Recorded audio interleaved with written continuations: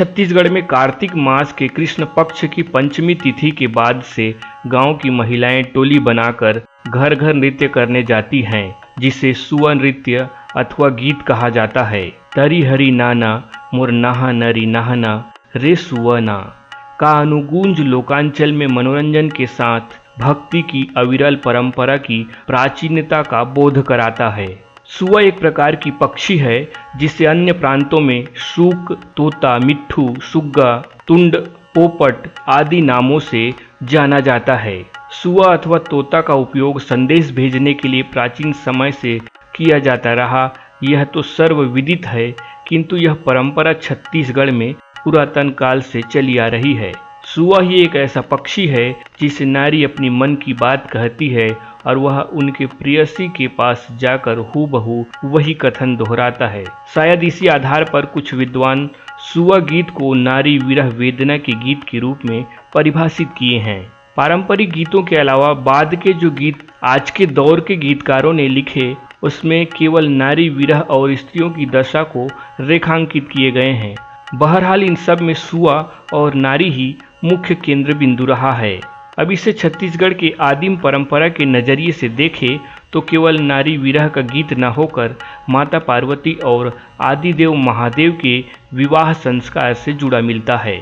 इस विषय में छत्तीसगढ़ के वरिष्ठ साहित्यकार कहते हैं कि सुआ गीत गौरा गौरी की विवाह के आमंत्रण का गीत है।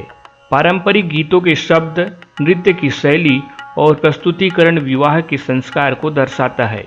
महिलाएं मिट्टी की सूक बनाकर टोकरी में सजा कर रखती है। टोकरी में बिठाए सुआ के बीच दीपक भी जलाती हैं।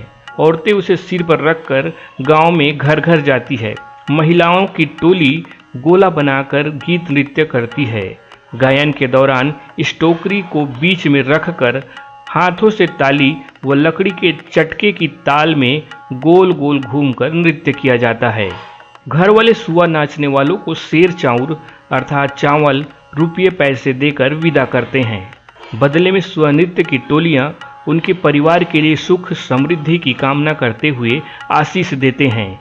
इस नृत्य में उपहार स्वरूप मिले पैसे या अनाज का उपयोग वे गौरा गौरी विवाह उत्सव में करती हैं अथवा कार्तिक पूर्णिमा में खीर बनाकर प्रसाद के रूप में वितरित किया जाता है। आदिम गौड़ समाज द्वारा प्रमुखता से मनाया जाने वाला गौरा गौरी का पर्व अब सर्व छत्तीसगढ़िया समाज उत्साह के साथ पारंपरिक तरीके से मनाता है। विविध सांस्कृतिक विरासतों से परिपूर्ण धान का कटोरा छत्तीसगढ़ में परंपराएं और मान्यताएं, कोस कोस में पानी बदले चार कोस में वाणी कहावत की तरह सुआ गीत नृत्य में भी विविधता साफ दिखाई पड़ती है। गौरा गौरी के साथ सुआ गीत नृत्य बंद नहीं होता, बल्कि कार्तिक देवउठनी एकादशी या पूर्णिमा तक भी चलता है। इसी से जुड़ी एक और परंपरा है जिसमें कार्तिक मास में सूर्योदय से पूर्व स्नान कर कुंवारी कन्याएं महादेव की पूजा आराधना करती है। इसे कार्तिक नहाना कहते हैं। ऐसी मान्यता है कि माता पार्वती भी आदिदेव को पति रूप में पाने के लिए कार्तिक मास में महादेव की आराधना करती थी। हर हर महादेव।